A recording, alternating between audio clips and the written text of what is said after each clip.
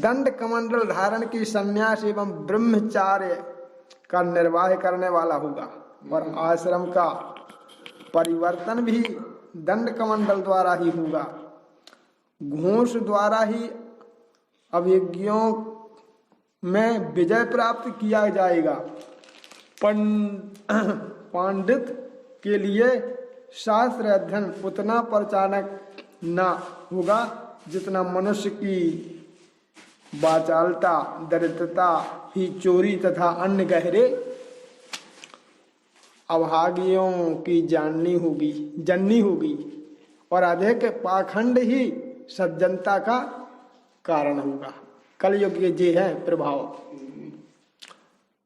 और कलयुग की ओर बताए रहे, वर कन्या की स्वीकृति पर ही विवाह होगा। कलयुग में जे हो जाएगा कि जब लड़का और बिटिया अपने खुश मन में देख ले हैं तभी विवाह होगा। ये समय आ ही तो गया है। आजकल यही तो होने लगू कि जब चाहे बाप मताई कितने मन भर जाए, बाप मताई के लिए चलती है। जो लड़का बिटिया कह देंगे वही होगा। तो कलयुग में बताया, पहले से ही लिख दिया कि कलयुग में ये हो जाएगा कि जब बार अपनी माने बिटिया को प्रसन्न कर लेगा और बिटिया भर को प्रसन्न कर लेगी, तभी विवाह होगा, तभी स्वीकृत विवाह का निर्भरता होगी। अन्य कृत्यों का कुछ मूल ना होगा। साबुन लगाकर स्नान करना ये कलयुग में हो जाएगा। पहले साबुन ना चल, पहले तो माटी से मुंह नहाया जाता था।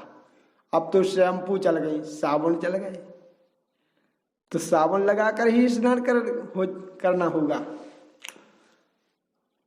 और दूर के प्रदेशों में जाकर जल ले आना ही तीर्थ यात्रा समझी जाएगी। दूर से जल ले आओ और दूर चढ़ा आओ, यही तीर्थ यात्रा समझी जाएगी कलयुग में। जैसे बद्रीनाथ से भल लाओ और रामेश्वर में चढ़ा आओ, ये बस यही तीर्थ यात्रा कलयुग में रह जाएगी। और माता पिता गुरुजी अपने निकटवर्ती हैं, उनकी अवहेलना की जाएगी। उन्हें ना पूछू जाए है। अपने मन के जो कचू लेने आए तो कोई पहले तो सतयुग में है माता पिता का कहना मानती थी। माता पिता ने जो कह दिया वही पुत्र करता था। और तीसरी बात, गुरुजी से भी पूछने पड़ती थी कि गुरुजी जैसी सलाह दे देंगे वैसी करेंगे। आजकल किसी से नहीं पूछना है, ना गुरुजी से ना माता पिता से, जो करना है वो करेंगे। उन्हें कैसेट लेने नहीं देने। हाँ, और लेने हैं कैसेट। बस केवल औरतों का कितना श्रृंगार रह जाएगा। पहले तो केवल औरतों के श्रृंगार बहुत थे, हर जगह वो श्रृंगार ही श्रृंगार थी। अब केवल श्रृंगार केशों भर का रह जाएगा। केश भर संभालेगी, ना पैज ना पहनना उसको, और ना बखोरिया ना खंगोरिया, ना अब करदोनी भी बंद हो गई। पहले करदोनी कुछ दिन चल गई अच्छी तरह से, अब करदोनी भी बंद हो गई। अब तो केवल हाँ हो सकत कुछ बिछुआ छुआ तो, अब बिछुआ भी और नई चाल को चल गो। तो ये बताया है कि कलयुग में बस केशों का सजाना ही सुंदरता का मानी जाएगी। जिसके केस लंबे लंबे बढ़िया ऊंचे, वही सुंदरता मानी जाएगी। और केवल अपना पेट भर जाए, बस इतना ही स्वार्थ होगा। दूसरों चाहे भूखल मरत हो चाहे जो, अपना पेट भरना चाहिए। तथा धृष्टापूर्वक बोलना ही सत्य का परिचारक होगा। अपने परिवार का पालन कर लेना ही चतुरता समझी जाएगी। बस अपना परिवार भर पलट जाए, दूसरे को क्या मतलब। कलयुग में ये भाव हो जाएंगे आदमी के। अपने यश को फैलाने के लिए ही धर्माचरण किया जाएगा। इस प्रकार दुष्ट प्रजाओं से यह भूमंडल व्याप्त हो जाएगा। ब्राह्मण, क्षत्रिय और वैश्यों में जो बलवान होगा वही तो शासक होगा। लोभी राजाओं तथा डाकुओं से प्रजाओं को दुख मिलेगा। ये लोग प्रजाओं की स्त्री, लड़की तथा धन का अपहरण करेंगी। इसलिए प्रजा फल, शाक, कंद और मधु इत्यादि भोजन कर जंगल में निवास करेगी। बार बार अनावृष्टि के कारण अकाल का प्रकोप होगा। अभी आना है, अकाल पड़ना है।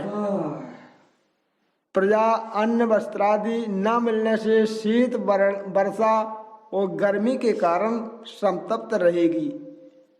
ये अबे आना है, अबे आया नहीं है। और क्षुधा, तृषा और व्याधि के कारण प्रजा संतप्त रहेगी। तथा कलयुग में 20 या जब अच्छा कलयुग आ जाएगा और आगे, तब क्या बताया है कि कलयुग में 20 या 32 वर्ष तक परमायु आयु बन जाएगी। कल के प्रभाव से मनुष्य शरीर अल्पाकार होगा और वर्णाश्रम धर्म नष्ट हो जाएगा। इस प्रकार सब धर्म पाप खंडपूर्ण हो जाएंगे।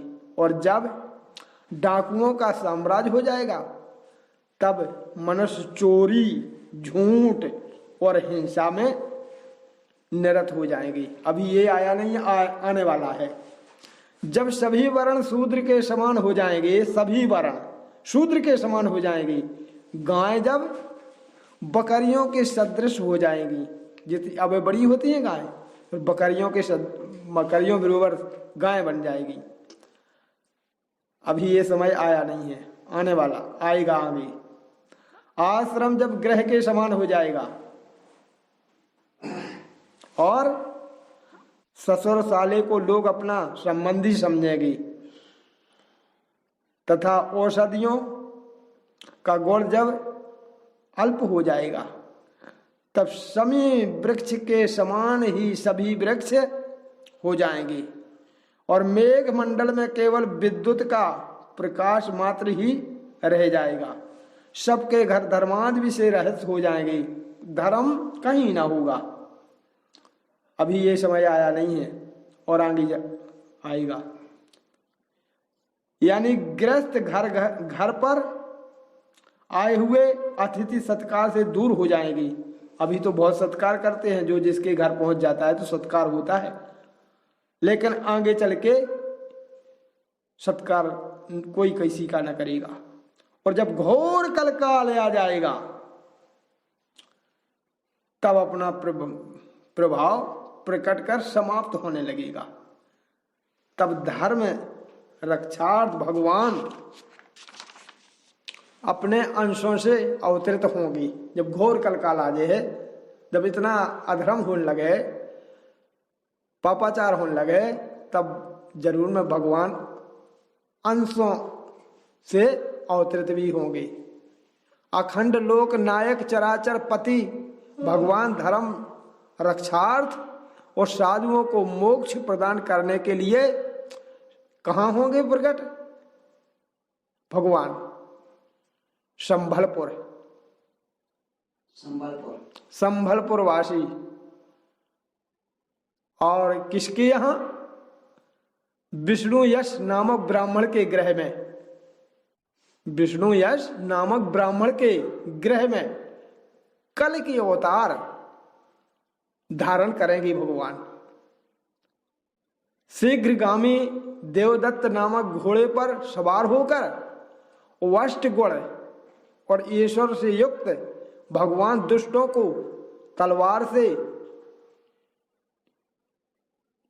इम सदन पहुंचाएंगे। सूर्य के सदृश कांतिवान भूत भावन भगवान उस शीघ्रगामी अश्व पर बैठकर राजाओं के वेश में छिपे हुए हजारों दस्युओं को मार गिराएंगे। डाकुओं के नष्ट हो जाने पर भगवान के शरीर में लगे हुए पुष्प, चंदनादि की सुगंध से प्रजाओं का मन विमल हो जाएगा। निरंतर विमल मूर्ति भगवान का ध्यान करने से उनकी संतति उत्तरोत्तर वृद्धि को प्राप्त होगी। जिस समय धर्मराक्षत्र भगवान अवतरित होंगे, उसी समय से कृत युग भी पदार्पण करेगा और प्रजा भी सात्विक प्रकृति की हो जाएगी। जिस समय चंद्र, सूर्य, बृहस्पति, पुष्प नक्षत्र पर एक ही साथ जाएंगे, उसी समय ये सब कार्य होंगे। जिस समय बताया है कि चंद्र, सूर्य, वो बृहस्पति, पुष्प नक्षत्र पर एक ही साथ जाएंगे, तभी समय आएगा भगवान के अवतार का, उसी समय ये सब कार्य होंगे। तो कहते हैं सुखदेव जी महाराज के सुनो राजा परीक्षित, इस प्रकार मैंने तुमको कलयुग का वर्णन बता दिया और कलयुग में भगवान भी अवतार लेंगे। आखिरी में, हे राजन, सूर्यवंशी तथा चंद्रवंशी उन राजाओं का मैंने वर्णन कर दिया जो पहले हो चुके हैं, इस समय जो वर्तमान है तथा भविष्य में होने वाले हैं। आपके जन्म काल से लेकर नंद राजा पर्यंत कलयुग के 1115 वर्ष बीत जाएंगे। सप्त ऋषियों के मध्य में पूर्व दिशा में पहले उदय होने वाले 2 नक्षत्र पुलह और क्रतु दिखाई पड़ते हैं। उनके मध्य में जो दक्षिणोत्तर रेखा है, उस रेखा के समभाग में स्थित अश्विनी आदि भी जो 27 नक्षत्र हैं, उनमें से एक का आश्रय करके सप्तऋषि मनुष्य के 100 वर्ष पर्यंत तक स्थित रहते हैं। वे ही सप्तऋषि इस समय मघा नक्षत्र पर हैं। इदकुल कमल भगवान श्री कृष्णचंद्र जिस समय अपने परम धाम को पधारे, उसी समय कलयुग ने भी प्रवेश किया था। जिस युग में मनुष्यों की प्रवृत्ति पाप की ओर अग्रसर होती है, और जब तक श्री कृष्णचंद्र संसार में वर्तमान थे, तब तक कलयुग का प्रभाव नहीं फैल सका। यद्यपि कली भगवान ने रहते ही प्रविष्ट हो चुका था। सप्तऋषि जिस समय मघा नक्षत्र पर थे, उस समय संध्या और संध्यास सहित देवताओं वर्ष गणना के अनुसार 1200 वर्ष तक भोग करने वाला कली प्रवेश कर चुका था। और जिस समय मघा नक्षत्र से पूर्वाषाढ़ नक्षत्र पर सप्तऋषि जाएंगे, उस समय प्रद्योतन राजा से लेकर नंदवंश तक कली का प्रभाव अत्यंत विस्तृत हो जाएगा। जिस दिन जिस काल में भगवान श्री कृष्णचंद्र निज धाम को पधारे, उस दिन उसी समय कलयुग प्रवृत्त हुआ था। कितने ही आचार्यों का यह मत है। देवताओं की वर्ष गणना के अनुसार संध्या तथा संध्यास के सहित जब दिव्य 1000 वर्ष बीत जाएंगे, तब पुनः कृत युग का प्रवेश होगा और उस समय मनुष्यों की बुद्धि निर्मल हो जाएगी। जिस प्रकार मानव वंश का वर्णन जिस युग में किया गया है, उसी प्रकार उन युग में ब्राह्मण, क्षत्रिय, वैश्य और शूद्रों की वैसी प्रवृत्तियां होंगी। जिन महापुरुषों का वर्णन मैंने किया है, उनके पुत्र पौत्रादि तथा उनकी राजधानियां यद्यपि इस समय विद्यमान नहीं हैं, फिर भी उनकी विमल कीर्ति जगमगा रही है। राजा शांतनु का बड़ा भाई देवर्ष, जिसका जन्म चंद्रवंश में हुआ था, तथा सूर्यवंशीय मरु अपने महायोग बल से कल्प ग्राम में आज समाधित हैं, जो योगियों का निवास स्थान है। वे दोनों कल के अंत में भगवान वासुदेव की आज्ञा से पहले ही तरह पहले की तरह वर्ण और आश्रम धर्मों को फैलाएंगे। पहले कृत युग, उसके बाद त्रेता, फिर द्वापर तथा सबके अंत में कलियुग।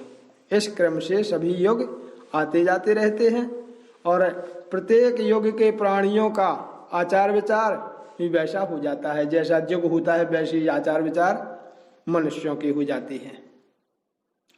हे राजन, जिन लोगों का मैंने वर्णन किया है तथा जिनका वर्णन नहीं भी हुआ है, वे सभी पृथ्वी पर अपनी ममता बढ़ाकर भूमि को अपनी समझकर अंत में इसको यहीं छोड़कर कराल काल के गाल में चले भी जाएंगे। जिस शरीर को आज राजा कहते हैं वही कभी कृम वृष्टा के रूप में परिणत हो जाता है। उस शरीर के लिए स्वार्थवश जो प्राणियों से द्रोह करता है वह इसके वास्तविक तत्व को नहीं जानता, क्योंकि द्रोह करने से नरकगामी होना पड़ता है। किसी से द्रोह न करना चाहिए, द्रोह करती हो तो नरकगामी बनना पड़ता है। कुछ अज्ञानी राज्य पाकर यह सोचने लगते हैं कि इस अखंड भूमि का मेरे पूर्वजनों ने किस प्रकार भोग किया है, इस समय मैं कैसे कर रहा हूँ और मेरे बाद मेरे पुत्र पोत्रादि किस प्रकार से अपना अधिकार करेंगे। इसलिए वे नाना तरह के प्रयत्न किया करते हैं और जो पंच महाभूत विकारवत शरीर में आत्मा बुद्धि रखते थे तथा इस पृथ्वी को अपनी समझते थे, वे दोनों ही शरीर एवं पृथ्वी को खो बैठी। वे इस काल के वशीभूत होकर केवल अपनी कथा मात्र छोड़ चले गए। केवल कथाओं में ही उनके नाम सुन पड़ते हैं। मौली गोविंद भगवान की जय। तीसरा अध्याय